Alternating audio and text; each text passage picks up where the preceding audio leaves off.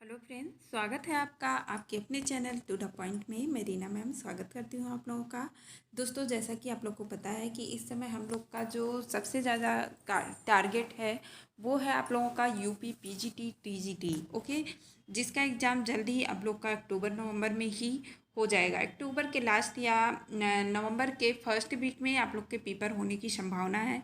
तो अपनी तैयारी को एक बेहतरीन करने के लिए हम लोगों ने एक जो सीरीज़ शुरू किया है शिल्पी सीरीज़ के नाम से, जिसमें हम लोग प्रीवियस ईयर के क्वेश्चनों को देखेंगे। ये सारे क्वेश्चन आप लोग के एग्ज़ाम में आए हुए हैं। मैं कोई भी क्वेश्चन अपने से नहीं बनाई हूँ, सारे जो एग्ज़ाम में आए हुए हैं उन्हीं क्वेश्चनों को आप लोगों के सामने लेके आती हूँ। और हर एक टॉपिक को मैं बहुत ही अच्छे से एक्सप्लेन करके आप लोगों को बताने की कोशिश करती हूँ, ताकि आप लोगों का अच्छे से तैयारी हो सके। तो ये मेरा जो है सेकंड वीडियो होगा आप लोगों के लिए, जो कि शिल्पी सीरीज़ के थ्रू मैं आप लोगों के सामने लेके आई हूँ। तो अपनी बेहतरीन तैयारी, यानी कि जो हम थ्योरी पढ़ते हैं उन थ्योरी में से जिन क्वेश्चनों को जब तक हम लोग प्रैक्टिस सेट नहीं करेंगे तब तक थ्योरी पढ़ने का कोई मतलब नहीं होता है, क्योंकि तब तक हमको ये नहीं पता चलता कि क्वेश्चन का एक्चुअल में जो फ्रेम होता है वो कैसे बनता है, कहाँ कहाँ से क्वेश्चन पूछे जा सकते हैं। तो इन चीज़ों को मजबूत करने के लिए, यानी कहाँ कहाँ से क्वेश्चन बनते हैं, किस टाइप के क्वेश्चन बन सकते हैं, इन सारी चीज़ों को देखने के लिए हम लोग को प्रीवियस ईयर के क्वेश्चन ज़रूर से जो है सॉल्व करना चाहिए। तो बस आप लोगों से इतनी रिक्वेस्ट है, मैं आप लोगों के सामने प्रीवियस ईयर के क्वेश्चनों को ढूंढ ढूंढ के ला रही हूँ। तो आप लोगों से इतना रिक्वेस्ट है कि आप चैनल को सब्सक्राइब कर लीजिए। ओके, चैनल को सब्सक्राइब करिए, लाइक करिए, शेयर करिए और साथ में कमेंट भी करके बताइए कि वीडियो कैसा रहा। ओके, अगर मैं थोड़ा सा मेहनत कर रही हूँ तो आप लोग से बहुत ज़्यादा रिक्वेस्ट करूँगी कि प्लीज़ वीडियो को लाइक ज़रूर करें। ओके, चलिए अपना आज का हम सीरीज़ शुरू करेंगे। ओके, तो ये हमारी सीरीज़ का पहला क्वेश्चन आप लोग की सीरीज़ पे स्क्रीन पे है। आप लोग बहुत ही इजी क्वेश्चन है, कहेंगे मैम बहुत ही ज़्यादा इजी क्वेश्चन आप लेके आई हैं। तो आप लोगों को जो मैं बता दूं, तो ये क्वेश्चन जो है फिजियोलॉजी से लिया गया है, जो कि अगर देखा जाए तो ये पीजीटी के लिए बहुत ही ज़्यादा इम्पोर्टेंट होता है, क्योंकि आप लोगों को पता है कि पीजीटी जो होता है, ओके, पीजीटी आप लोग का जो होता है इसमें 90% क्वेश्चन कहाँ से पूछे जाते हैं, तो वो फिजियोलॉजी से ही पूछे जाते हैं। तो ये टीजीटी के बच्चों के लिए बहुत ही ज़्यादा इम्पोर्टेंट है। ओके, तो सबसे पहला जो है अस्थायी दांतों की संख्या होती है। आप लोग कमेंट करके तुरंत बताएंगे कि मैम इसका आंसर जो होता है वो होता है 20। कितना होता है? 20 होता है। अगर वहीं आप लोगों से स्थायी दांतों की संख्या पूछी जाए तो आप लोग तुरंत बताएंगे कि मैम ये कितनी होती है, तो आप लोग बताएंगे ये 32 होती है। कितनी होती है? तो अस्थायी आप लोगों की कितनी होती है, तो आप लोग बताएंगे अस्थायी। अस्थायी मतलब कि अगर आप लोगों से पूछ लिया जाए, इसी क्वेश्चन को थोड़ा सा घुमा दिया जाए कि जीवन में 2 बार आने वाले दांतों की संख्या कितनी होती है, तो आप लोग क्या बताएंगे? ठीक है, सिर्फ मैंने क्वेश्चन के फॉर्म को चेंज किया है कि जीवन में 2 बार दांतों के आने की संख्या जो होती है वो कितनी होती है, तो आप बताएंगे 20 होती है। अगर आप लोग से वही में पूछ लिया जाता है कि क्या कहते हैं, जीवन में एक बार आने वाले दांतों की संख्या कितनी होती है, तो कितनी होगी, आप लोग कमेंट करके ज़रूर बताएं। ओके, ज़रूर बताएं कि कितनी होती है। बहुत इजी सा क्वेश्चन है आप लोगों का, आप लोग बिल्कुल बताइएगा कि कितनी होती है। अगर आप लोगों से पूछा जाए स्थायी दांत कितने होते हैं, तो आप लोग आंसर देंगे बिल्कुल कि 32 दांत होते हैं। आप सोच लीजिए कि 20 दांत आप लोगों के अस्थायी होते हैं और 32 क्या होते हैं? 32 आपके क्या होते हैं? स्थायी दांत होते हैं। तो 12 दांतें ऐसी होते हैं, 12 दांत ऐसे होते हैं जो जीवन में एक बार आते हैं। ठीक है, ये नहीं टूटते हैं। अस्थायी जो होते हैं वो जीवन में 2 बार आते हैं। क्योंकि अस्थायी दांत क्यों बोला जाता है? क्योंकि ये आपका 5 वर्ष तक के बच्चों के दांत जो है गिरने लगते हैं, उसके बाद पुनः एक नए दांत आते हैं। इसे दुधिया दांत भी कहा जाता है या दूध के दांत भी कहते हैं। ठीक है, तो ये जो आपकी जो होती है पहली वाली जो दांत आती है, या 2 से 2.5 वर्ष की आयु में जो है दूध के दांत निकलते हैं। ठीक है, तो इस बात को बिल्कुल याद रखिएगा। आप लोगों से कभी कभी वर्ष भी पूछा जाता है, 2 से 2.5 वर्ष के एज में इसकी आती है। ओके, चलिए अगला क्वेश्चन आपके स्क्रीन पे है। आप लोगों को बताना है कि स्तनपान नहीं कराना चाहिए। ठीक है, स्तनपान नहीं कराना चाहिए जबकि जब माँ कार्य करने में व्यस्त हो। ठीक है, पहला ऑप्शन आप लोग देख सकते हैं, जब काम माँ जो है काम कर रही हो, या माँ सो रही हो, माँ संक्रामक रोगों से पीड़ित हो, रात्रि में जब शिशु सो रहा हो। ये दूसरी का है। ओके, तो इसका राइट आंसर जो है आप लोग बताएंगे कि सी ऑप्शन आप लोगों का राइट आंसर है। क्या है? सी ऑप्शन आप लोग का राइट आंसर है। जब माँ संक्रामक रोग से पीड़ित हो तो उसे क्या करना चाहिए? अपने शिशु को फीडिंग नहीं कराना चाहिए। उसे फीडिंग नहीं, यानी कि उसे दुग्धपान नहीं कराना चाहिए, स्तनपान बच्चे को नहीं कराना चाहिए, क्योंकि संक्रामक रोग ऐसा होता है। संक्रामक रोग किसे कहते हैं, ये भी क्वेश्चन पूछा जाता है। तो एक व्यक्ति से दूसरे व्यक्ति में जो फैलता है वो एक संक्रामक रोग होता है। तो इसलिए संक्रामक रोग में एक माँ को क्या करना चाहिए? अपने बच्चे को स्तनपान नहीं कराना चाहिए। तो राइट आंसर जो होगा वो होगा आप लोग का सी। ओके, चलिए तीसरा नंबर क्वेश्चन आप लोग के स्क्रीन पे है, आप लोग बताएंगे। मात्र लिखा हुआ है ये, ठीक है, इसको मात्र कर लीजिए। मातृ एवं शिशु सेवा के अंतर्गत माता को जानकारी दी जाती है। ठीक, जानकारी दी जाती है, ये पूरा क्वेश्चन होगा आप लोग को कि मातृ एवं शिशु सेवा के अंतर्गत माता को जानकारी दी जाती है। किसकी दी जाती है? पौष्टिक भोजन की, शिशु संभारण की। शिशु संभारण मतलब शिशुओं को किस तरह से संभाला जाता है, किस तरह से उनकी देख रेख की जाती है। स्वस्थ वातावरण बनाए रखने की विधि की, या उपयुक्त सभी। तो आप लोग बिल्कुल बताएंगे कि इसका राइट आंसर जो होगा वो क्या होता है? तो वो होगा आप लोग का उपयुक्त सभी। क्या होगा? तो आप लोग का जो उपयुक्त सभी वाला क्वेश्चन है, उपयुक्त सभी वाला जो पॉइंट है वो आप लोग का बिल्कुल राइट आंसर होने वाला है, उपयुक्त सभी। ओके, तो उपयुक्त सभी आप लोग का बिल्कुल राइट है। यहाँ पे मातृ एवं, इसको मात्र कर लीजिए, मातृ एवं शिशु सेवा की जानकारी दी जाती है। ठीक, राइट को आंसर आप लोग का है। तो आंसर बताएंगे, राइट होगा उपयुक्त सभी होता है। क्योंकि देखिए आप लोग को पता है कि एक जो मातृ होती है, शिशु सेवा के अंतर्गत जब माता होती है उसे सभी जानकारियाँ दी जाती है। शिशु संभालन हो गया, स्वस्थ वातावरण बनाए रखने की विधि हो गई। ठीक है, गर्भवती महिला के गर्भाशय में स्तनों तथा जो है वहाँ के गर्भ के विकास और वृद्धि के लिए प्रोटीन महत्वपूर्ण तत्व होता है। ये सारी चीज़ें जो होती हैं, इन सारी चीज़ों को बताया जाता है। ठीक है, चलिए आगे बढ़ते हैं हम लोग। अगला क्वेश्चन देखते हैं। 4 नंबर क्वेश्चन जो आप लोग का है, आप लोग के स्क्रीन पे है। आप लोग बताएंगे कि प्लास्टिक की वस्तुएं साफ करनी चाहिए। चूने से साफ करेंगे, साबुन से, ठीक है, चूने से साफ करेंगे। एक सेकंड। तो आप लोग बताएंगे प्लास्टिक की जो बर्तनें होते हैं उन्हें हम कैसे साफ करेंगे? चूने से साफ करेंगे ये, तथा यहाँ पे आप लोग लिखेंगे सर्फ तथा साबुन से साफ करेंगे, या नींबू से या राख से साफ करेंगे। तो इसका राइट आंसर आप लोग का बी होगा। बी इज राइट आंसर होगा कि जो आप लोग का सर्फ और साबुन से हम प्लास्टिक के बर्तनों को साफ करते हैं। किससे करते हैं? तो प्लास्टिक की वस्तुओं को हम लोग किससे साफ करते हैं? तो आप लोग बताएंगे कि जो इसके बर्तन साफ करते हैं सर्फ साबुन का प्रयोग करते हैं। ठीक है, और साथ ही हम लोग एक चीज़ का और प्रयोग करते हैं, उसको भी जान लीजिए।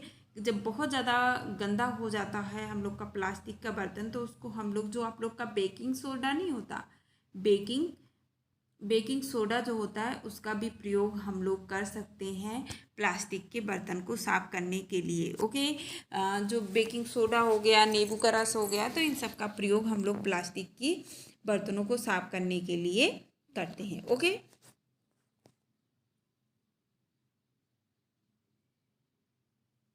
ठीक, चलिए 5 नंबर क्वेश्चन हम लोग देखेंगे कि प्राकृतिक समावर्तन के अंतर्गत आता है। समावर्तन किसे कहते हैं? ठीक, सबसे बड़ी चीज़ है आप लोग का होता है जो समावर्तन किसे कहते हैं? तो किसी स्थान से जो गंदी वायु होती है निकल कर वहाँ स्वच्छ वायु का पहुँचना समावर्तन होता है। कहने का मतलब है ये आपका कमरा होता है, कमरे में हमेशा आप लोगों ने देखा होगा एक रोशनदान होती है और एक साइड में खिड़की होती है। तो आप लोगों को पता है रोशनदान हमेशा घर में बनवाना चाहिए, क्योंकि एक गर्म वायु जो होती है, अशुद्ध वायु जो होती है, वो कैसी होती है, हल्की होती है, शुद्ध वायु भारी होती है।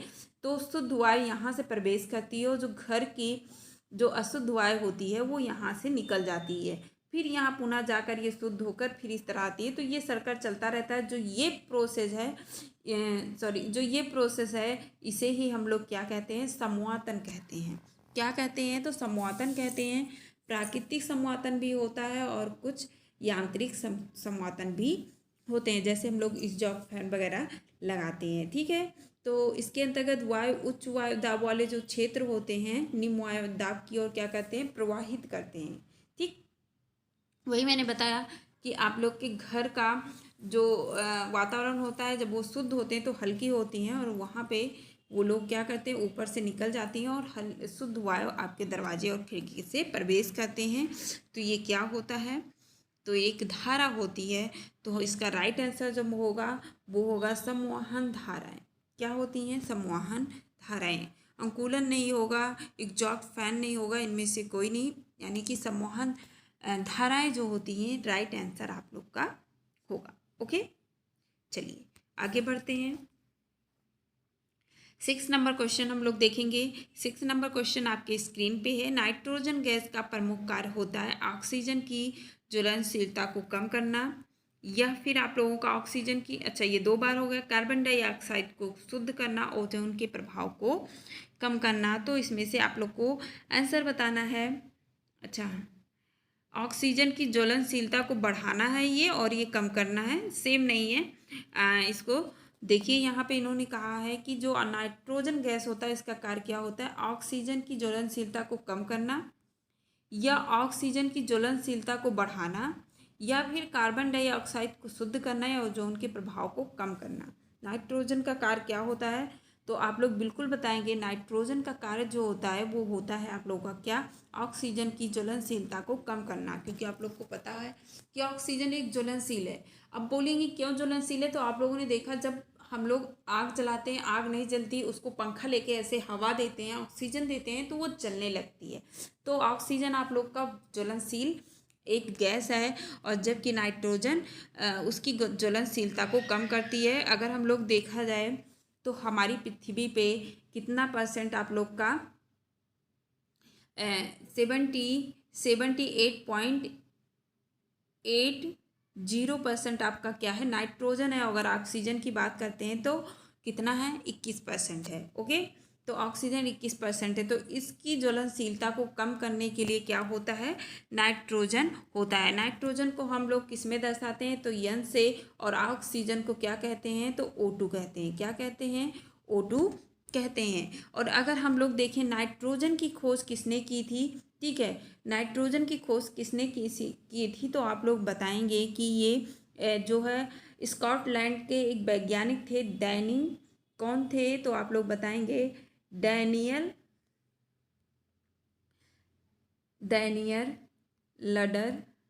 रदरफोर्ड। ठीक, रदरफोर्ड जो थे, इन्होंने नाइट्रोजन की खोज की थी।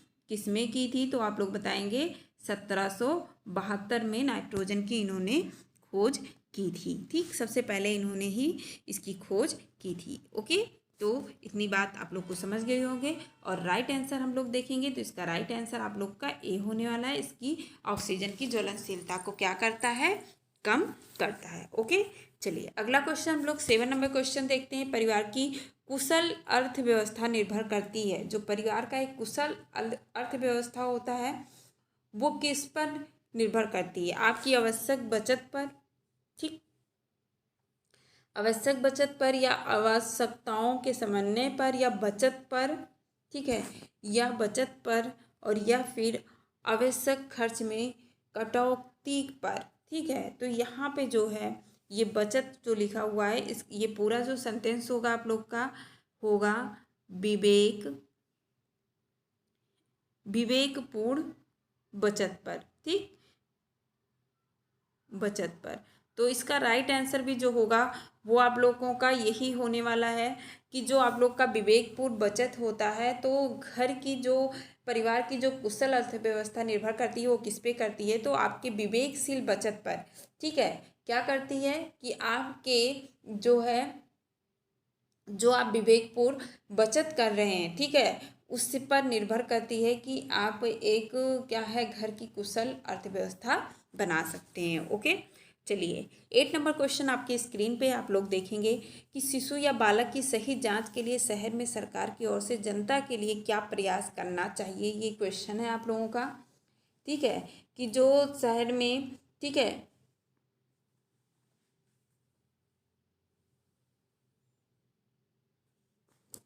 ठीक, तो क्वेश्चन आप लोग देख सकते हैं। आप यहाँ पे ऑप्शन आप लोगों का है कि प्राइवेट बाल चिकित्सालय खोलना चाहिए या घर पर माह में एक शिशु विशेषज्ञ को भेजना चाहिए, यह जिला स्तरीय जिला चिकित्सालय में शिशु विभाग की व्यवस्था करनी चाहिए, उपयुक्त सभी। तो इसका राइट आंसर अगर हम लोग देखेंगे तो इसका राइट आंसर जो होने वाला है वो सी है कि जिला चिकित्सीय जो विभाग होता है उसमें एक शिशु विभाग की स्थापना करनी चाहिए। ठीक है, एक शिशु विभाग की स्थापना करनी चाहिए और साथ ही क्या करना चाहिए, जो प्राथमिक स्तर के केंद्र होते हैं और सामुदायिक स्तर के जो केंद्र होती हैं उसमें भी शिशुओं की देखभाल की पर्याप्त व्यवस्था करनी चाहिए। ठीक है, पर्याप्त, उसमें भी जो आपके प्राथमिक केंद्र होते हैं, ठीक, प्राथमिक केंद्र हो गए आपकी, ठीक, तो यहाँ सब पर भी आपका एक जो होता है शिशुओं की देखभाल के लिए एक पर्याप्त व्यवस्था करनी चाहिए। तो राइट आंसर जो होने वाला है आपके क्वेश्चन का कि शिशु या बालक की सही जांच के लिए शहर में सरकार की ओर से जनता के लिए क्या प्रयास करना चाहिए, तो उसका राइट आंसर होगा जिला चिकित्सालय में शिशु विभाग की व्यवस्था करनी चाहिए। ओके, चलिए 9 नंबर क्वेश्चन आपके स्क्रीन पे है, आप लोग आंसर देंगे। मातृत्व एवं शिशु कल्याणकारी योजनाएं होती हैं, ठीक, यानी कि मातृ से यानी जो माता होती हैं उनसे और जो शिशु होते हैं उनके कल्याण के लिए जो कार्य करते हैं उन योजनाओं को आप लोग को बताना है कि वो कौन कौन सी योजनाएं होती हैं। देखिए, केंद्रीय केंद्रीय प्रदेशीय योजनाएं भी हैं कुछ हमारे लिए, कुछ अंतर्राष्ट्रीय की अगर बात करते हैं तो आपका यूनिसेफ आ जाता है, ठीक, कुछ स्थानीय योजनाएं होती हैं। तो उपयुक्त सभी योजनाएं जो हैं होनी चाहिए किसके लिए, तो सभी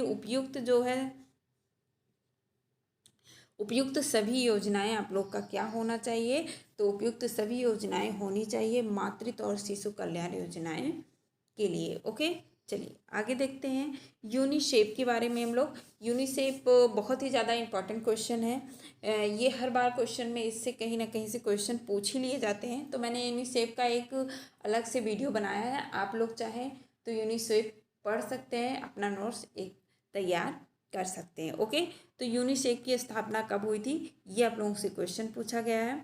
ये आप लोग का ऑप्शन है, पहला ऑप्शन आप लोगों का है 1944 ईस्वी में या 1946 में या 1945 में या 1949 में। तो इसका राइट आंसर जो होने वाला है वो क्या होगा, तो 1946 में इसकी स्थापना हुई थी। ओके, कब हुई थी, 1946 में। 1946 में हुई थी 11 दिसंबर को। कब हुई थी, तो आप लोग बताएंगे 11 दिसंबर 1946 में हुई थी। ओके, 11 दिसंबर 1946 में हुई थी। और अगर इससे आप लोगों से पूछा जाए कि जो है इसको संयुक्त राष्ट्र में स्थायी सदस्य कब बनाया गया, तो आप लोग बिल्कुल बताएंगे 1953 में बनाया गया। ओके, तो इतनी बात आप लोग याद करेंगे कि यूनिसेफ की स्थापना कब हुई थी। ये एक अंतर्राष्ट्रीय योजना है, ये किसके लिए कार्य करता है, तो ये मातृ एवं शिशु दोनों के लिए कार्य करता है। इसकी स्थापना कब हुई थी, 11 दिसंबर 1946 में हुई थी। और इसको स्थायी रूप से जो है संयुक्त राष्ट्र में स्थायी सदस्य बनने का सौभाग्य कब मिला, तो आप लोग बताएंगे कि 1953 में हुई थी। और इसका मुख्यालय की अगर हम लोग बात कर लेते हैं, यहाँ पे एक क्वेश्चन और पूछा जाता है आप लोग का, मुख्यालय कहाँ पे है, तो मुख्यालय आप लोग बताएंगे कहाँ पे है, न्यूयॉर्क में है। ओके, न्यूयॉर्क में इसका मुख्यालय है। तो इतनी बातें आप लोग यूनिसेफ के बारे में याद रखेंगे। ओके, चलिए आगे बढ़ते हैं। 11 नंबर क्वेश्चन देखेंगे, समाजशास्त्र की सर्वप्रथम पुस्तक कौन सी है।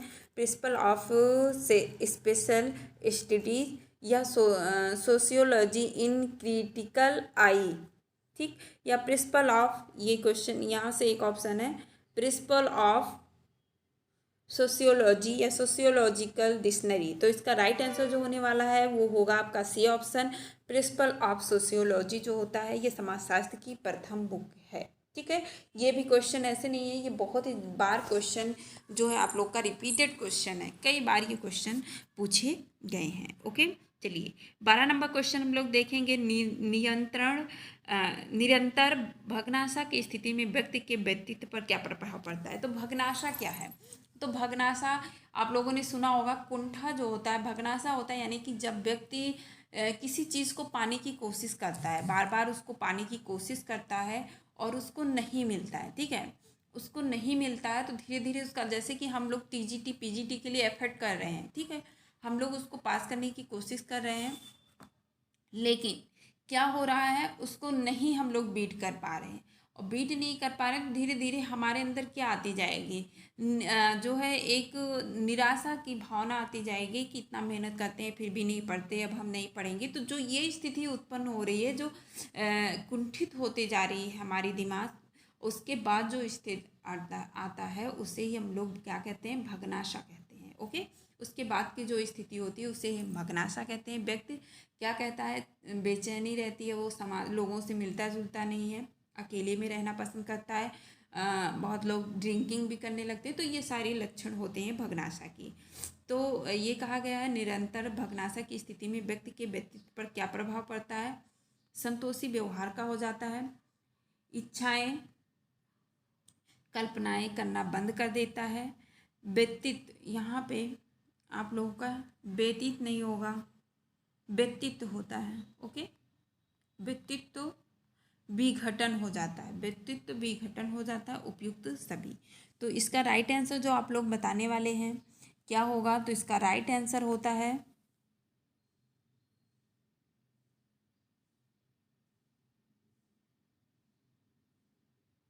ठीक, राइट आंसर जो होने वाला है, राइट आंसर आप लोग का बी सी ऑप्शन ही होगा। कौन सा होगा, तो आप लोग बताएंगे सी ऑप्शन होगा कि व्यक्तित्व विघटित हो जाता है। इसमें क्या होता है, व्यक्ति का व्यक्तित्व जब वो निरंतर भग्नाशा की स्थिति में रहता है तो उसका व्यक्तित्व कैसा, मैंने अभी आप लोग को लक्षण पहले ही बताया कि व्यक्ति क्या हो जाता है कि चिड़चिड़ा हो जाता है, लोगों के साथ रहना नहीं पसंद करता, ड्रिंकिंग करने लगता है, कोई बात बात पे झगड़ा करने लगता है। तो ये सारे लक्षण उसके उत्पन्न हो जाते हैं, तो उसका व्यक्तित्व जो है क्या हो जाता है, विघटित हो जाता है। तो राइट आंसर आप लोगों का क्या होगा, सी होगा, व्यक्तित्व विघटित हो जाता है। ओके, चलिए 13 नंबर क्वेश्चन आप लोग की स्क्रीन पे है। ये क्वेश्चन तो अभी आप लोगों का आया हुआ था, बिल्कुल जो आप लोगों ने सन 2021 का पेपर दिया था उसी में। परिवार शब्द इनमें से किस लैटिन भाषा का बना हुआ है, आप लोग को बताना है। फैमुलस या क्या कहते हैं, फैमोलेसी, फैमोलेसी या फैमुलस, ठीक, फैमुलस या फैमोलेसी, ठीक। तो इसमें से राइट आंसर जो आप लोग का होने वाला है वो ऑप्शन आप लोग का क्या होगा, तो राइट आंसर इज आप लोग का सी, ठीक। फैमुलस शब्द से बना हुआ शब्द है, ठीक। परिवार जो है ये क्या है, तो परिवार जो है अंग्रेजी भाषा की जो फैमिली शब्द है उसका, वो फैमिली शब्द लैटिन भाषा के, ठीक, किसके, तो लैटिन भाषा के फैमुलस शब्द से लिया गया है, जिसका क्या तात्पर्य होता है कि माता, ओके, माता पिता, बच्चे और नौकर, ठीक, नौकर या दास इन समूह को निर्मित करते हैं, ठीक। चलिए 14 नंबर क्वेश्चन देखेंगे। परिवार निम्न में से किस समूह में आता है, तो परिवार आप लोग को सबको पता है कि परिवार हमारा जो होता है ये किस में आता है, तो ये प्रथम समूह में आता है। परिवार हमारा किसी भी हमारे राष्ट्र का हो तो ये सबसे क्या आता है, प्रथम समूह के रूप में माना जाता है। प्रथम समूह क्या होता है कि इसमें व्यक्ति आमने सामने होते हैं। आमने सामने का मतलब कि हमारा, और जैसे हम लोग परिवार में रहते हैं तो हमारे माता पिता होते हैं, ठीक, बच्चे होते हैं, तो हमारा आमने सामने का संबंध होता है, इसलिए ये क्या होता है, प्राथमिक समूह में माना जाता है। आज का लास्ट क्वेश्चन जो हम लोग देखने वाले हैं ठीक। आज का लास्ट क्वेश्चन हम लोग का है, वह विवाह जिसमें स्त्रियां युद्ध उपरांत जीत कर लाई जाती हैं वह विवाह कहलाता है। ठीक है, आपको बताना है कि वह विवाह जिसमें हम स्त्रियों को युद्धोपरांत जीत कर लाई जाती है वो कौन सी विवाह होती है। ऑप्शन आपके स्क्रीन पे आपको बताना है कि कौन सी विवाह होती है। तो असुर विवाह होती है, पिशाच विवाह होती है, राक्षस विवाह होती है, इनमें से कोई नहीं। तो राइट आंसर जो होगा वो राक्षस विवाह होती है। इसमें स्त्रियों को जीत कर लाया जाता है, युद्धोपरांत स्त्रियों को जीत कर लाया जाता है। आपके पूछा जाए कि विवाह कितने प्रकार के होते हैं, तो 8 प्रकार के विवाह होते हैं। ठीक है, 8 प्रकार के विवाह होते हैं। कौन कौन से होते हैं, तो एक आप लोग का अगर कौन कौन से होते हैं तो आप लोग बताएंगे। जो पहला होता है वो आप लोग का ब्रह्म विवाह हो जाएगा। ओके, और उसके बाद आपका एक दूसरा जो हो जाएगा अश्व विवाह हो जाएगा। ओके, उसके बाद आपका एक गंधर्व विवाह होता है। ठीक, गंधर्व विवाह हो गया, राक्षस विवाह हो गया। उसके बाद जो है आप लोग का ये दूसरा हो गया, तीसरा हो गया राक्षस विवाह हो गया। ठीक है, उसके बाद एक आप लोग का होता है देव विवाह। कौन सा, देव विवाह होता है। उसके बाद प्रजापात्र विवाह। ठीक, आप लोग बताएंगे प्रजापत्य विवाह होता है, एक असुर विवाह होता है। ठीक, असुर विवाह हो गया आप लोगों का, और एक पैशाच विवाह हो गया। ठीक, तो ये 8 प्रकार के विवाह होते हैं। ठीक, असुरों में क्या होता है कि कन्या जो होती है उसको खरीद कर लाया जाता है। ठीक है, आर्थिक रूप से उसे खरीद लिया जाता है, वो उसे असुर विवाह कहते हैं। अगर हम लोग पिशाच विवाह की बात करते हैं, ठीक है, पिशाच विवाह की बात करते हैं, तो पिशाच विवाह में क्या होता है। ठीक है, असुर विवाह में क्या होता है, कन्या को खरीद कर लाया जाता है। ठीक, खरीद कर लाया जाता है। और पिशाच विवाह में जो होता है, जो एक महिला होती है वो या तो गहरी नींद में हो या नशे में हो। ठीक है, उसकी मानसिक रूप से वो ठीक ना हो, तो उसे उठाकर जो लाया जाता है, उठाकर उसके साथ क्या करते हैं, शारीरिक संबंध बना लेते हैं, उसके बाद उससे विवाह करते हैं। तो उससे कौन सा विवाह कहते हैं, पिशाच विवाह कहते हैं। आई होप आप लोग को सारे क्वेश्चन समझ में आए होंगे। आज का वीडियो आप लोग को कैसा लगा कमेंट में ज़रूर बताइएगा।